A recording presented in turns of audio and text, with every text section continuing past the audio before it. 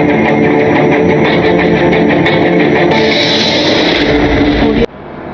students, welcome to Chennai IAS Academy. தமிழில் பார்த்துருப்போம். இது வந்து குரூப் 1க்காக எழுத போறவங்களுக்கான ஒரு பதிவு தான். ஓகேங்களா? குரூப் 1 எக்ஸாமை பத்தி, குரூப் 1 வந்து எப்போ எக்ஸாம் நடக்க போதோ அது எக்ஸாமோடைய ஃபுல் டீட்டெயில்ஸ் சொல்ல போறோம். அதுக்கப்புறம் பார்த்தீங்கன்னா அடுத்தடுத்த வீடியோக்கள்ல என்ன பண்ண போறோம்னா குரூப் 1க்கான புக் டீட்டெயில்ஸ், அதுக்கப்புறம் பார்த்தீங்கன்னா சிலபஸ், இது எல்லாமே அடுத்தடுத்த வீடியோ. இன்னைக்கு வீடியோல குரூப் 1 எக்ஸாமை பத்தி நம்ம டீட்டெயில்ஸ், அடுத்த ஸ்டேஜ்க்கு எத்தனை பேர் போறாங்க, என்னென்ன வேகன்சி, எவ்வளவு வேகன்சி இருக்குது, ரிசர்வேஷன் எவ்வளவு, இதை வந்து நீங்க வந்து புதுசா நான் இப்பதான் சார் ஃப்ரெஷர், ஓகே எனக்கு எக்ஸாம்னா என்னன்னே, டிஎன்பிஎஸ்சி எக்ஸாம்னா என்னன்னே தெரியாதவங்க இந்த வீடியோ தாராளமா வாட்ச் பண்ணிக்கலாம். தெரிஞ்சவங்க ஜஸ்ட் வாட்ச் பண்ணிக்கோ. ஓகே, ஃபர்ஸ்ட் நம்ம பார்க்க போறது இந்த தடவை 2022ல வந்த வேகன்சில என்னென்ன டிஸ்ட்ரிபியூஷன் ஆஃப் வேகன்சி, என்னென்ன டீடைல்ஸ், என்னென்ன வேகன்சிஸ் தான் இந்த தடவை போஸ்டிங். எல்லா போஸ்டிங் குரூப் 1ல நிறைய போஸ்டிங்ஸ் இருக்கும், கிட்டத்தட்ட 15 போஸ்டிங்ஸ் இருக்கும். ஆனா எல்லா போஸ்டிங்குமே இந்த தடவை வந்து கால் ஃபார் வருது. ஓகே, ஒரு சில போஸ்டிங் மட்டும் தான் டீடைல் வேகன்சி இருக்குது, அதை மட்டும் தான் கொடுத்துருக்காங்க. பாருங்க, ஃபர்ஸ்ட் டாப் மோஸ்ட் போஸ்ட். ஆனா எல்லா போஸ்ட்டுக்குமே ஒரே சேலரி லெவல் தான், நல்லா ஞாபகம் வச்சுக்கோங்க. அதே மாதிரி குரூப் 1 சேலரி எவ்வளோ அப்படின்னு சொல்லிட்டு நான் கடைசியா வீடியோல கடைசி இதுல என்டர் இதுல கொடுத்துக்கிறது ஸ்டார்டிங். ஓகேங்களா? அதாவது 56,100 வந்து அது வந்து பேசிக் பே. இந்த டிஏ இருக்கு, ஹவுஸ் ரெண்ட் அலவன்ஸ் மொத்தமா சேர்த்து எவ்வளவு வருது அதுதான் நம்ம பார்க்க போறோம். ஓகேங்களா? அது கடைசி நான் சொல்றேன். ஃபர்ஸ்ட் வேகன்சியை பொறுத்த வரைக்கும் டாப் மோஸ்ட் போஸ்டிங் பாத்தீங்கன்னா டெப்டி கலெக்டர். ஆனா அந்த 6 வேகன்சிக்கும் ஒரே சேலரி லெவல் தான், அதை நீங்க பாத்துக்கணும். ஓகேங்களா? டெப்டி கலெக்டர் 18 வேகன்சி வந்திருக்கு, கொஞ்சம் அதிகம் தான். ஓகே, போன தடவை கம்பேர் பண்ணோட வேகன்சி அதிகம். சொன்ன வேகன்சி ஆனுவல் பேனர் சொன்ன வேகன்சி விட அதிகம். நம்ம ஆல்ரெடி வீடியோலே பார்த்துருக்கோம். 46 48 வேகன்சி தான் சொன்னாங்க ஆனுவல் பேனர்ல, ஜூன் மந்த் நோட்டிபிகேஷன் வருங்கிற மாதிரி. ஆனா இப்ப எவ்வளவு வந்திருக்கு அப்படின்னா 92 வேகன்சி வந்திருக்கு. ஓகேங்களா? 92 வேகன்சி, அப்படி கிட்டத்தட்ட நியர்லி டபுள் மடங்கு ஆயிருக்கு. ஓகே, டெப்டி கலெக்டருக்கு 18 வேகன்சி. டிஎஸ்பி, நிறைய பேர் டிஎஸ்பிக்காகவே பர்சனல் உட்காந்து படிப்பாங்க. டிஎஸ்பி எவ்வளவு 26 vacancy. Assistant commissioner commercial taxes எவ்வளவு 25. டெப்டி ரிஜிஸ்டார், ஓகேங்களா, அதாவது ஒரு மாவட்ட, நம்ம எப்படி ஒரு சப் ரிஜிஸ்டார் பாக்குறோம், சப் ரிஜிஸ்டார் போஸ்டிங் அவ்வளவு பெருசு சொல்றாங்க. ஒரு மாவட்டத்துக்கே ரிஜிஸ்டாருக்கு அடுத்து இருக்கக்கூடிய ஒரு ரிஜிஸ்டார் தான் டெப்டி ரிஜிஸ்டார். இந்த போஸ்டிங் போனீங்கன்னா அடுத்து ப்ரமோஷன்ல நீங்க என்ன ஆக போறீங்க அப்படி பாத்தீங்கன்னா, என்ன ஆக போறோம் அப்படி பாத்தீங்கன்னா ஒரு ரிஜிஸ்டாரா மாறும். இது கோஆபரேட்டிவ் சொசைட்டில கூட இதே மாதிரி தான். Deputy registrar cooperative society. Assistant director of rural development, district employment officer. ஒரு டிஸ்ட்ரிக்ட் ஒரு எம்ப்ளாய்மெண்ட் ஆஃபீஸர் இருக்கும், அந்த எம்ப்ளாய்மெண்ட் ஆஃபீஸுக்கு ஹெட் இருக்கவங்க தான் இந்த டிஸ்ட்ரிக்ட் எம்ப்ளாய்மெண்ட் ஆஃபீஸர். ஓகேங்களா? இந்த எல்லா வேகன்சி இருக்குது. இந்த வேகன்சிக்கு சேலரி லெவல் 22 லெவல்ல ஃபிக்ஸ் பண்றாங்க. மொத்தம் 22 வேகன்சி, 92 வேகன்சி.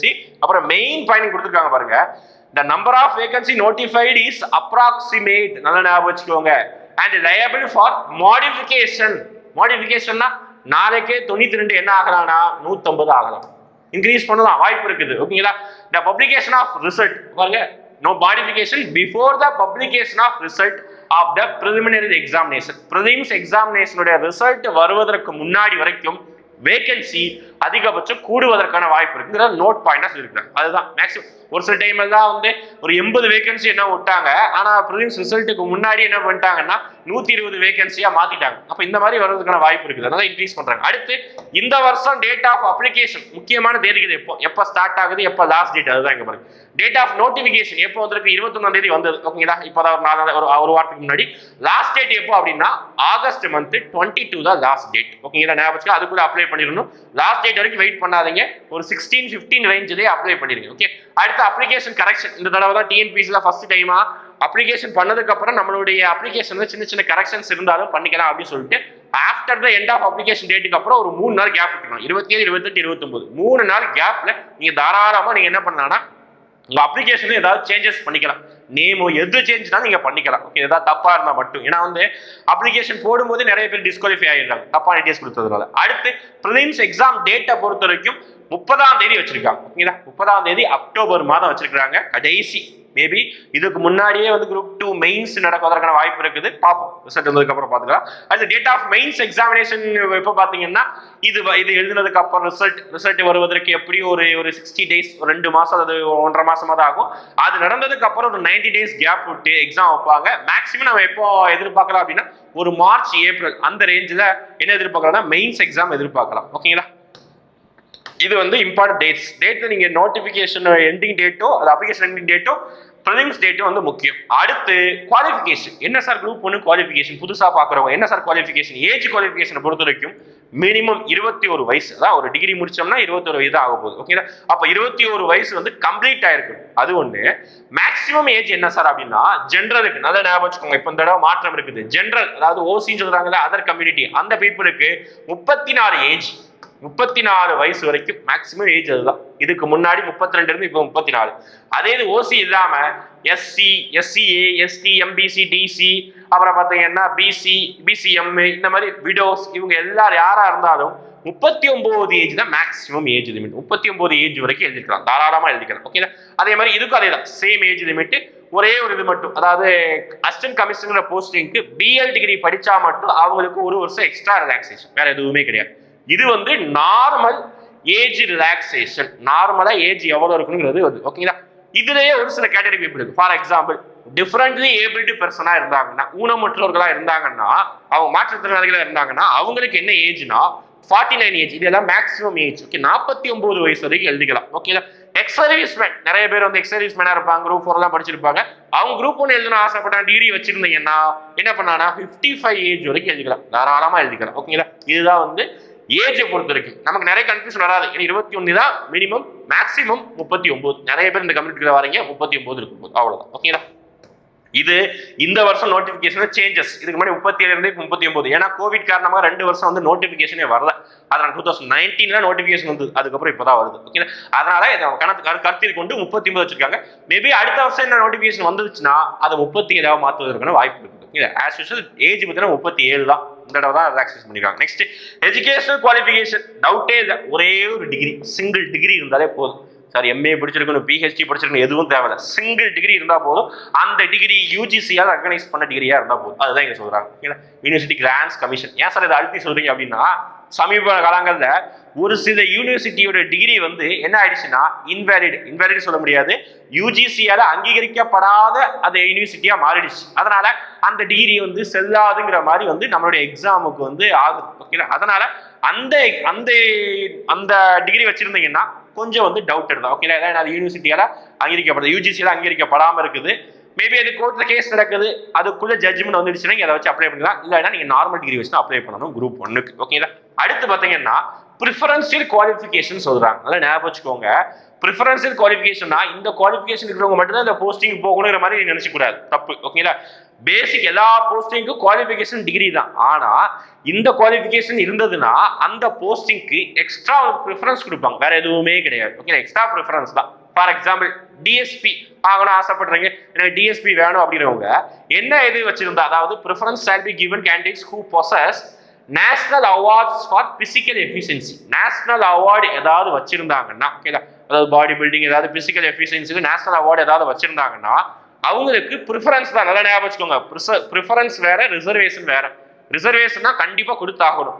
ப்ரிஃபரன்ஸ்னா அவங்க மார்க்கும் பார்ப்பாங்க, அதே நேரத்தில் கொஞ்சம் கூடுதல் இடம், அவ்வளோதான், வேற எதுவுமே கிடையாது. அதிகபட்சம் இந்த மாதிரி இதில் வந்து யாருமே போகிறது கிடையாது.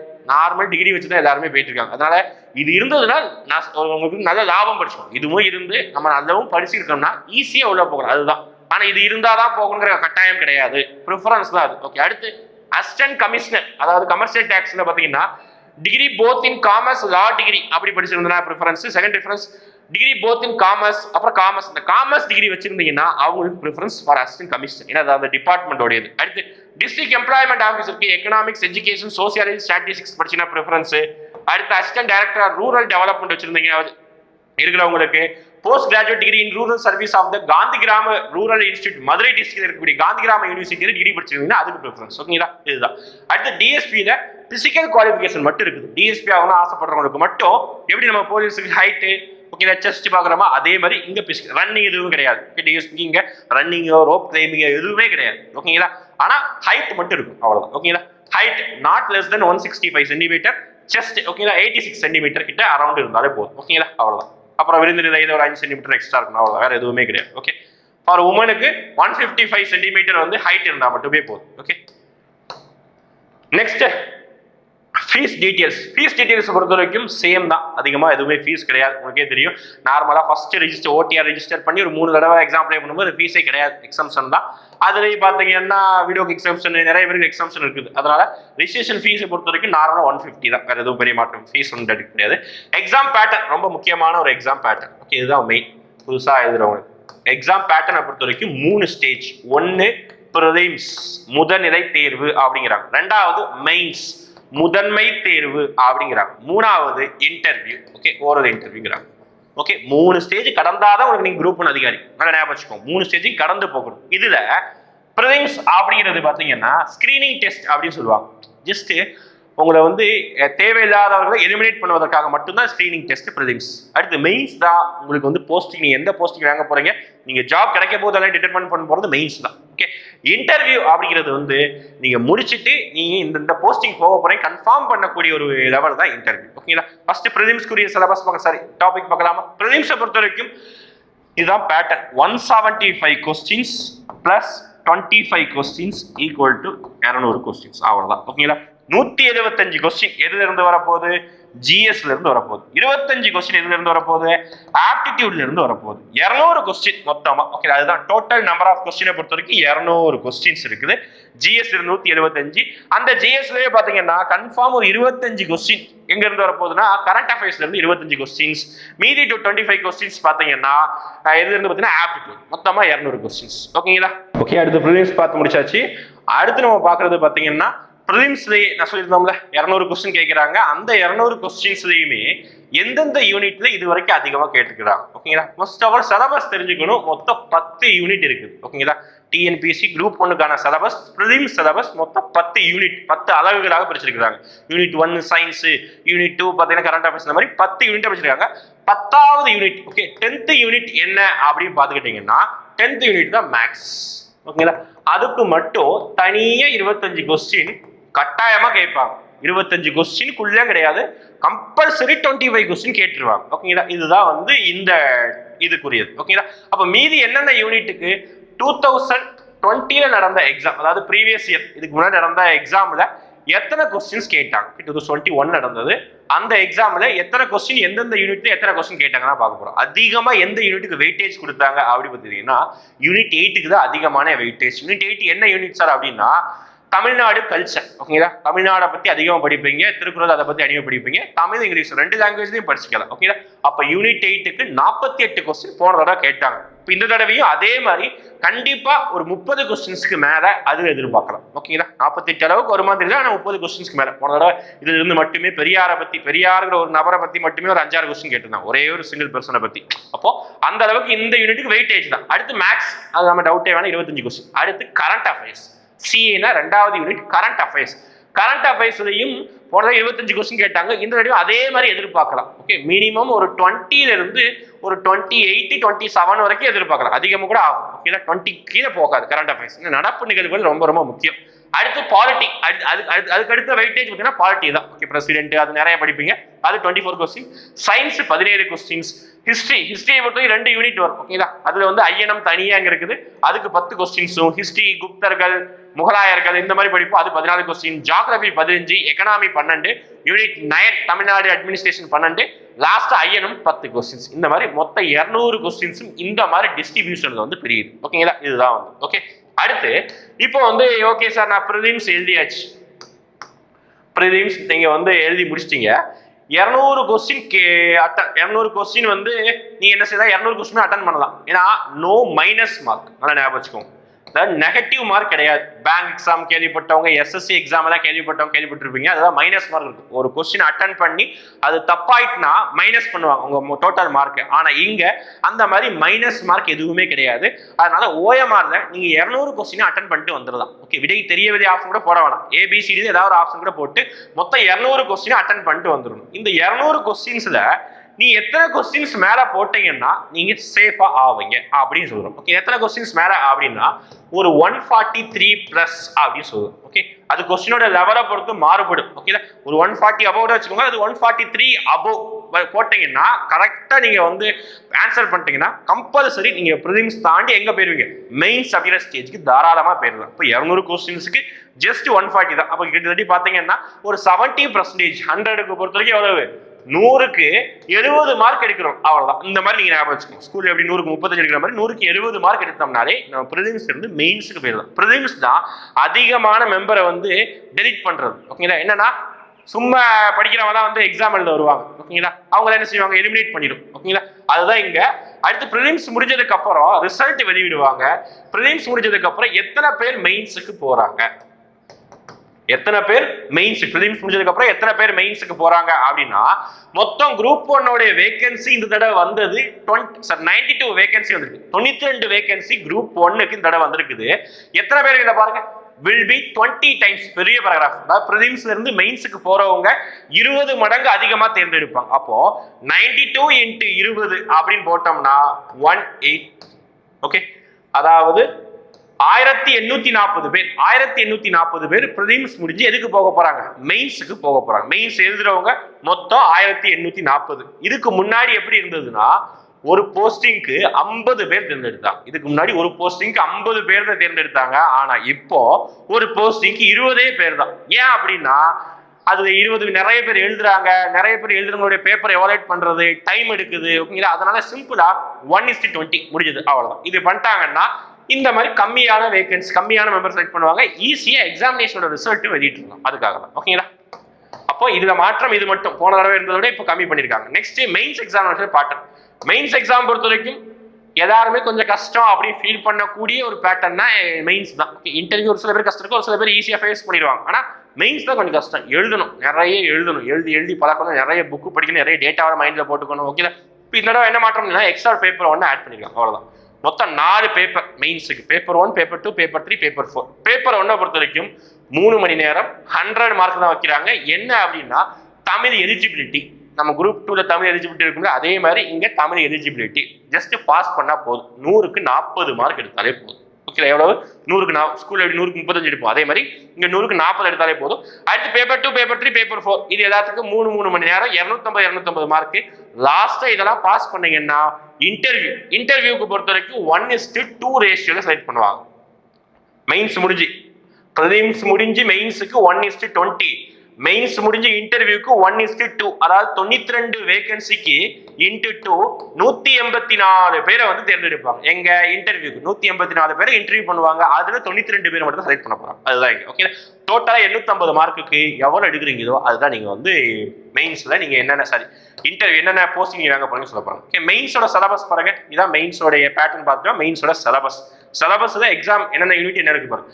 பேப்பர் 1 வந்து தகுதி தேர்வு, அதை விட்டுருங்க. டிரான்ஸ்லேஷன், திருக்குறளை பத்தி இருக்கும், எஸ்ஏ இதெல்லாம் அதெல்லாம் இருக்கும். பேப்பர் 2 பொறுத்த வரைக்கும் modern history, social issues. Modern history இருக்குது, சோசியல் இஷ்யூஸ் இருக்குது, ஆப்டிடியூட். நீங்க அங்க படிச்சீங்க அதே ஆப்டிடியூட் தான் படிக்கணும். ஆனா இங்க ஸ்டெப் பை ஸ்டெப்பா செய்ய போறீங்க, அவ்வளவுதான். ஹிஸ்டரி அதே மாடர்ன் ஹிஸ்டரி தான். இல்ல இந்தியாவுக்கு எப்படி எடுத்து கிடைச்சது, காந்தி என்ன போராட்டங்கள் பண்ணாரு, அதே தான். சோசியல் இஷ்யூ பொறுத்த வரைக்கும் தமிழ்நாட்டிலையும் இந்தியாவில வரை என்னென்ன இஷ்யூ, சமூக இடர்பாடு என்ன இருக்குது அதை பத்தி பேசுறாங்க. அடுத்து இந்தியன் பாலிட்டி படிக்கணும். Role of impact of science and technology, science and technology படிக்கணும். அடுத்து தமிழ் சொசைட்டி யூனிட் 8 படிச்சோம்ல பிரதிநிதிகள், அதே தான். அடுத்து ஜியோகிராஃபி, அடுத்து என்விரான்மெண்ட், பயோடைவர்சிட்டி, லாஸ்டா Indian economic, current economic trends. இது எல்லாமே பேப்பர் 2, 3, 4. ஓகேங்களா? சிலபஸ் நான் உங்களுக்கு பிடிஎஃப் கூட டெலிகிராம்ல சென்ட் பண்றேன். அடுத்து ரிசர்வேஷன், இதுதான் முக்கியம்.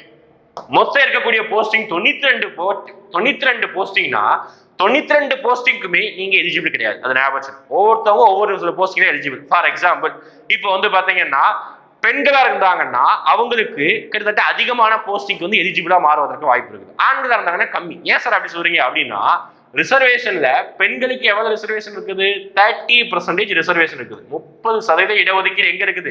பெண்களுக்கு இடஒதுக்கீடு இருக்குது. அதனால இந்த 92 சீட்டுல பெண்களுக்குன்னு ஒதுக்கக்கூடிய சீட் எவ்வளவு? 30% சீட்டை ஒதுக்கிடுவாங்க. அப்ப 30% எவ்வளவு எடுக்கலாம் அப்படி பாத்தீங்கன்னா, ஒரு குறைஞ்சபட்சம் ஒரு அப்ராக்சிமேட்டா சொல்றேன், ஒரு 27 சீட்டு ஓகேனா எடுக்கலாம். தாராளமா 27 சீட்டு கிட்ட பெண்களுக்கு மட்டுமே ஒதுக்கி வச்சிருவாங்க. அப்போ 92ல இருந்து 27 மைனஸ் பண்ணா ரிமைனிங் எத்தனை சீட் இருக்குதோ அத்தனை சீட்டு தான். ரிமைனிங் பாத்தீங்கன்னா 65 சீட் இருக்கு. இந்த 65 சீட்டு தான் மெயில் ஆண்களுக்கு. அதுவும் ஆண்களுக்கு மட்டும் ஒதுக்கப்பட்டது கிடையாது. இதுலயும் பெண்கள் வந்து போட்டியிடலாம். இந்த 65 சீட்டுலையும் என்னன்னா கம்யூனிட்டி வைஸ் ரிசர்வேஷன். இந்த 30 சீட்டுலையும் கம்யூனிட்டி வைஸ் ரிசர்வேஷன். ஓகேங்களா? அதுதான் இங்க. ஓகே, அப்போ ரிசர்வேஷனை பொறுத்த வரைக்கும் ஓசியா, அதாவது ஜெனரல் கேட்டகரியா இருந்தாங்கன்னா அவங்களுக்கு எவ்வளவு % ரிசர்வேஷன்? அப்படி ரிசர்வேஷன் கிடையாது. இது வந்து 31%. இது என்னன்னா ஓப்பன் காம்படிஷன். இது வந்து எஸ்சிஆர் இருக்கிறவங்க வந்து இது போஸ்டிங்ல விடுவாங்க, பிசி எம்பிசி பெண்கள் எல்லாருமே வருவாங்க. அதாவது டாப் மோஸ்ட் மார்க் யார் எடுக்கிறாங்களோ அவங்க இந்த இது கேட்டகரியில வர போறாங்க. ஃபர்ஸ்ட் 31%. அடுத்து பிசிக்கு 26.5%, அடுத்து அதிகமான ரிசர்வேஷன். அடுத்து பிசிஎம்னா பிசி முஸ்லீமுக்கு 3.5%. உங்களுக்கு தனியாவே கருணாநிதி டைம்ல பிரிச்சு கொடுத்துட்டாங்க. 3.5% வந்து ஆக்சுவலா இதுல போட்டியிடுறவங்களும் பாத்தீங்கன்னா ரொம்ப கம்மி தான். பிசிஎம்ல போட்டியிடுறவங்க கம்மி தான், அவங்களுக்கு தனியா சீட்டு 3.5%. ஓகேங்களா.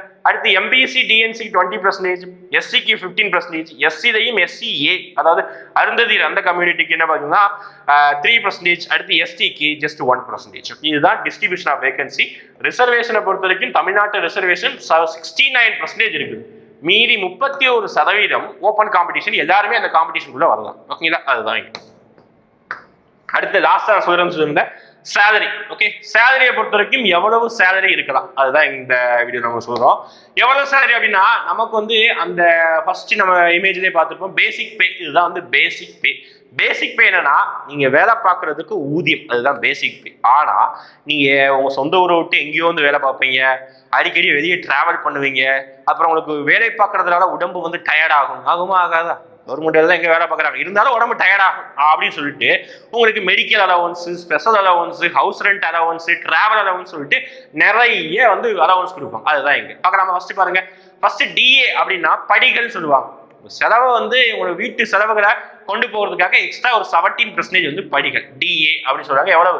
9537. இந்த குரூப் 1க்கு எவ்வளவு? 17% 9537. இது இப்போ அதிகப்படுத்திட்டாங்க. நல்லா ஞாபகம். இப்போ 17% கிடையாது, இப்போ 22 23% மாத்திட்டாங்க. ஓகேங்களா. அதனால என்ன ஆகும் அப்படி பார்த்தீங்கன்னா எக்ஸ்ட்ரா ஒரு 1000 ரூபாய் 2000 ரூபாய் இன்க்ரீஸ் ஆக வாய்ப்பு இருக்கு. ஓகேங்களா. அடுத்து பார்த்தீங்கன்னா ஹவுஸ் ரெண்ட் அலவன்ஸ். இது எப்பவுமே ஸ்டாண்டர்டா, இது வந்து ஒவ்வொரு சிட்டிக்கும் மாறுபடும். திருச்சியா இருந்தால் கொஞ்சம் அதிகமாகும், சென்னையா இருந்தால் இதை விட அதிகமாகும். அது இது கொஞ்சம் ஒரு ரூரல் ஏரியா மாதிரி இருக்கக்கூடிய district, for example Dharmapuri, Krishnagiri இந்த மாதிரி இருந்தால் கொஞ்சம் ஹவுஸ் ரெண்ட் அலவன்ஸ் கம்மியாகும். ஒரு 1000 2000 கம்மியாகும், அவ்வளவுதான். அதுக்கு தனியாக 7500 ரூபா. ஆனா இங்க நீங்க வந்து குரூப் அதிகாரி ஆனீங்கன்னா உங்களுக்கு என்ன கொடுத்துருவாங்க? கோட்டஸ் கொடுத்துருவாங்க. அதுவும் டெப்டி கலெக்டர், டிஎஸ்பி ஆனீங்கன்னா பங்களாவே கொடுத்துருவாங்க. ஓகே, டிஎஸ்பி பங்களா, டெப்டி கலெக்டர் பங்களான்னு பங்களாவே இருக்கும். இருந்தாலும் ஹவுஸ் ரெண்ட் அலவன்ஸ் தனியா, ஹவுஸ் ரெண்ட் அலவன்ஸ். அடுத்து city compensatory allowance, special allowance எதுவும் கிடையாது. மெடிக்கல் அலவன்ஸ் தனியா 300 ரூபாய். இதுதான் இங்க. ஓகேங்களா. இதெல்லாம் கிராஸ் சேலரி. அப்போ நீங்க குரூப் 1 அதிகாரி ஆனீங்கன்னா நீங்க வாங்குற மொத்த சேலரி எவ்வளவு? 74,637. இப்போ எக்ஸ்ட்ரா டிஏ இன்க்ரீஸ் பண்ணனால ஒரு 1500 ரூபாய் நினைக்கிறேன். ஓகே, இன்க்ரீஸ் ஆகுவதற்கான வாய்ப்பு இருக்கு. அப்போ தோராயமா நீங்க வாங்குற சேலரி அப்படி பார்த்துக்கிட்டீங்கன்னா கிட்டத்தட்ட 76,000 ரூபாய். கிட்டத்தட்ட 76,000 நீங்க உங்களுடைய மொத்த சேலரி. ஆனா அந்த சேலரியில பிடித்தங்கள் நிறைய இருக்கும். உங்களுடைய ரிட்டையர்மெண்ட்டுக்கு ஏற்ற மாதிரி உங்களுக்கு பிடிக்காங்க, பிஎஃப் பிடிப்பாங்க. அப்புறம் பார்த்தீங்கன்னா உங்க ஃபேமிலி பெனிஃபிட்டுக்காக அதுக்கு தனியாக பிடிக்கிறாங்க 60 ரூபாய். நியூ ஹெல்த் இன்சூரன்ஸ் 180 ரூபாய். கான்ட்ரிபியூட்டரி பென்ஷன் இதுதான். நீங்க ரிட்டையர்ட் ஆகும்போது உங்களுக்கு மொத்தமா லம்பா கொடுப்பதற்காக அந்த டைம்ல இங்க இப்பவே வந்து ஃபர்ஸ்ட் மாசமே 6,500 ரூபாய் பிடிக்கிறாங்கன்னா ரிட்டையர்ட் ஆகும்போது கண்டிப்பா ஒரு கோடி கணக்கில் நீங்க வாங்குற அளவுக்கு இருக்கும் 60 வயசுல. அப்போ இதெல்லாம் பிடித்தது போக நெட் உங்க கைக்கு வரக்கூடிய சேலரி அப்படின்னா 67,800 ரூபாய். ஓகேங்களா. இதுதான் பாத்தீங்கன்னா மொத்த சேலரி. ஓகே, அப்ப நம்ம மொத்தமா எல்லாமே பார்த்து முடிச்சிருக்கிறோம். குவாலிஃபிகேஷன் தான் பார்த்து முடிச்சாச்சு. டேட்டை பொறுத்த வரைக்கும் அப்ளிகேஷன் ஸ்டார்ட் ஆகி எக்ஸாம் நடந்து முடிஞ்சு எப்போ ரிசல்ட் முடிச்சு நீங்க எப்போ ஜாயின் பண்ணுங்கிறது தான் இந்த அப்ராக்சிமேட் டிஎன்பிஎஸ்சி கொடுத்த time line. Okay, prelims exam result இப்போ விடுவாங்க. மெயின்ஸ் மார்ச் அல்லது ஏப்ரல் ஆயிரும். அதோட ரிசல்ட் ஜூலை அல்லது ஆகஸ்ட் வந்துடும். ஓரல் டெஸ்ட் ஒரு மாசம் தள்ளிப்போம். ஓகே, ஆனா நீங்க இது எக்ஸாம் முடிச்சு நீங்க பாஸ் ஆகிட்டு வேலைக்கு போறதுங்கிறது வந்து 2023க்குள்ளாகவே நீங்க வந்து வேலைக்கு போயிடுறது. ஓகேங்களா. அப்போ நிறைய பேருக்கு யூபிஎஸ்சியில போயிட்டு எனக்கு கலெக்டர் ஆகணும், சின்ன வயசுல இருந்தே எனக்கு ஆசை கலெக்டர் ஆகணும், சின்ன வயசுல இருந்தே எனக்கு ஆசை, எங்க அப்பாவோட ஆசை ஐஏஎஸ் ஆகணும், ஐபிஎஸ் ஆகணும், இதெல்லாம் நிறைய பேர் சொல்லுவாங்க. ஓகேங்களா. ஆனா சொல்லலாம், ஆனா யூபிஎஸ்சி படிக்கணும்னா நிறைய டிஃபிகல்ட்டி ஃபேஸ் பண்ணுவாங்க. என்ன டிஃபிகல்ட்டி? இங்கிலீஷ். ஓகேவா, ஏதாவது ஆங்கிலம் தெரியாது சார், நிறைய இங்கிலீஷ் படிக்கணும். இங்க எதுவுமே தேவையில்லை. இங்கேயும் நீங்க கலெக்டர் ஆகலாம், ஐபிஎஸ் ஆகலாம், ஐஏஎஸ் ஆகலாம். எப்படி ஆகலாம்? நீங்க குரூப் 1 சர்வீஸ் வாங்கிட்டு ஒரு 8 இயர்ஸ் 9 இயர்ஸ் சர்வீஸ் பண்ணிட்டீங்கன்னா ஆட்டோமேட்டிக்கா டெப்டி கலெக்டர் ஆனீங்கன்னா உங்களுக்கு ஐஏஎஸ் 9 வருஷம் கழிச்சு, டிஎஸ்பி ஆனீங்கன்னா 9 வருஷம் கழிச்சு ஐபிஎஸ். அவ்வளவுதான். ஓகே, அப்போ தமிழ்நாடு ரெக்யூர்மெண்ட் சர்வீஸ் மூலமாகவும் நீங்க தாராளமா ஐஏஎஸ் ஐபிஎஸ் ஆகலாம். உங்களுடைய சைல்டுஹுட் ட்ரீம் சொல்லுவாங்கல்ல, சிறு வயது கனவு, அந்த கனவையும் நீங்க தாராளமா நிறைவேற்றலாம். ஓகேங்களா. படிக்கணும் ஆசைப்படுறவங்க, ஃப்ரெஷ்ஷா இந்த வருஷம் முடிச்சிருக்கிறவங்க, அப்புறம் ஃபைனல் இயர் தாராளமா இப்போ ஆர்ட்ஸ் டிகிரி அல்லது இன்ஜினியரிங் படிக்கிறவங்க 4th இயர் அல்லது 3rd இயர் படிக்கிறவங்க தாராளமாக ஃபைனல் இயர் ஸ்டூடெண்ட் தாராளமாக வந்து ஜாயின் பண்ணி படிக்கலாம். ஓகேங்களா? ஏன்னா அவங்களுக்கு வந்து அந்த ஒரு வருஷம் படிச்சுட்டு அடுத்த வருஷம் எக்ஸாம் எழுதுவாங்க. இந்த அட்டெம்ப்ட் அல்லது அடுத்த அட்டெம்ப்ட்ல கம்பல்சரி கிடைப்பதற்கான அதிக வாய்ப்பு இருக்குது. ஓகேங்களா? முடிச்சவங்களும் சரி, உங்களுடைய எய்ம் இருக்கிறவங்களும் சரி, ஃபைனல் இயர் ஸ்டூடெண்ட்ஸும் தாராளமாக குரூப் 1 படிக்கலாம். ஓகே, அடுத்தடுத்த வீடியோக்களில் குரூப் 1 எக்ஸாம் பற்றி, குரூப் 2 மெயின்ஸ் எக்ஸாம் பற்றி நம்ம வீடியோ போடுறோம். கண்டினியூஸாக வாட்ச் பண்ணிருக்கீங்க. தேங்க்யூ.